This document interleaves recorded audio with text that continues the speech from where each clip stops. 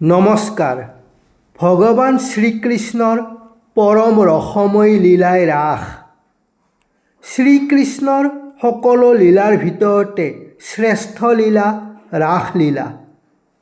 শৰৎকালৰ পূৰ্ণিমা নিশা প্ৰকৃতিৰ অপৰূপ সৌন্দৰ্যৰ মাজত শ্ৰীকৃষ্ণই ৰাসক্ৰীড়া কৰিছিল। কৃষ্ণস্তু ভগৱান স্বয়ং। ভগৱান বিষ্ণুৰ লীলাময় ৰূপ শ্ৰীকৃষ্ণ। নিৰ্গুণ ভগৱানে লীলা কৰিবৰ নিমিত্তে গুণ আৰু ক্ৰিয়াযুক্ত হয়। নিৰ্গুণ ভগৱানে জাগতিক ৰীতি নীতিৰ মাজেৰে জনজগতৰ সহজ উপলব্ধিতাৰ বাবে পাৰ্থিৱ শৰীৰক আশ্ৰয় কৰি এনেকুৱাবোৰ লীলা কৰিছে যাৰ দ্বাৰা মানুহ ঈশ্বৰ ভক্তিপৰায়ণ হয়। ভগৱান শ্ৰীকৃষ্ণৰ বৃন্দাবনৰ ৰাসলীলা আধ্যাত্মিক দৰ্শনত প্ৰতিষ্ঠিত। ৰাসক্ৰীড়াৰ গোপী আৰু কৃষ্ণৰ ৰমণ আত্মা আৰু পৰমাত্মাৰ ৰমণ। গোপীসকল আত্মা, ভগৱান শ্ৰীকৃষ্ণ পৰমাত্মা। গোপীসকলৰ কৃষ্ণ প্ৰেমৰ প্ৰতি তন্ময়তা আৰু অনুৰাগ থকা বাবেহে যিয়ে যিভাৱে পাব বিচাৰিছিল সেইভাৱে ভগৱান শ্ৰীকৃষ্ণক পাইছিল আৰু কৃষ্ণ ভগৱানেও য'ত গোপী তত কৃষ্ণ হৈ পৰিছিল। অহংভাৱ ত্যাগ কৰি তন্ময়ভাৱে ভগৱানৰ প্ৰতি মনে প্ৰাণে অনুৰাগ ৰাখিব পাৰিলে ভগৱত প্ৰেম লাভ কৰিব পাৰি। এয়া ৰাসক্ৰীড়াৰ আদৰ্শ। বৈষ্ণৱ ধৰ্মত ৰাসক্ৰীড়া তাৎপৰ্যপূৰ্ণ পবিত্ৰ উৎসৱ, আধ্যাত্মিক আনন্দৰ উৎসৱ। আনন্দই ভগৱান, আনন্দৰ অনুভৱে ভগৱানৰ অনুভৱ। ভগৱান শ্ৰীকৃষ্ণ সৎ চিৎ আনন্দস্বৰূপ। ক্ষেত্ৰী আঞ্চলিক ৰাস উৎসৱ উদযাপন সমিতিয়ে ইংৰাজী 2025 বৰ্ষৰ 5 নৱেম্বৰৰ পৰা 13 নৱেম্বৰ তাৰিখলৈ 9দিনীয়া কাৰ্যক্ৰমণিকাৰে ডিমৰীয়া মহাবিদ্যালয় খেলপথাৰত শ্ৰী শ্ৰীকৃষ্ণৰ ৰাস উৎসৱ উদযাপন কৰিছে। ৰাস পূজাৰ লগতে ভাগৱত পাঠ, ধৰ্ম আলোচনী সভা, আয়তীসকলৰ নাম প্ৰসংগৰে ৰাস উৎসৱত আধ্যাত্মিক ভক্তিৰ পৰিৱেশ প্ৰতিদিনে বিৰাজ কৰিছে।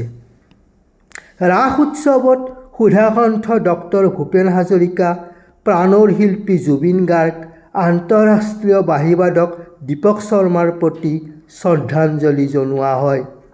প্ৰাণৰ শিল্পী জুবিন গাৰ্গৰ স্মৃতিত বৃক্ষৰোপণ, সুধাকণ্ঠ আৰু জুবিন গাৰ্গৰ পবিত্ৰ স্মৃতিত সাংস্কৃতিক অনুষ্ঠানো অনুষ্ঠিত হৈছে। অসমীয়া ভাওনা ৰাস উৎসৱৰ অন্যতম আকৰ্ষণ হৈ পৰিছে। ভগৱান শ্ৰীকৃষ্ণৰ লীলা প্ৰকাশক প্ৰতিটো মূৰ্তিতে চাকি বন্তি প্ৰজ্বলিত হৈ আছে আৰু ৰাইজে আধ্যাত্মিক ভক্তিভাৱেৰে প্ৰতিটো মূৰ্তিতে সেৱা কৰি গৈছে। ভগৱানৰ প্ৰতি ভক্তৰ আৰাধনাৰ প্ৰত্যক্ষ ক্ষেত্ৰ হৈ পৰিছে ডিমৰীয়া মহাবিদ্যালয় খেলপথাৰ। ক্ষেত্ৰী আঞ্চলিক ৰাস উৎসৱৰ এয়া বিশেষত্ব। ক্ষেত্ৰী আঞ্চলিক ৰাস উৎসৱটি যাতে সদায় সুন্দৰ আনন্দৰ উৎসৱ হৈ থাকে, পৰমেশ্বৰৰ ওচৰত তাৰেই প্ৰাৰ্থনা কৰিলোঁ।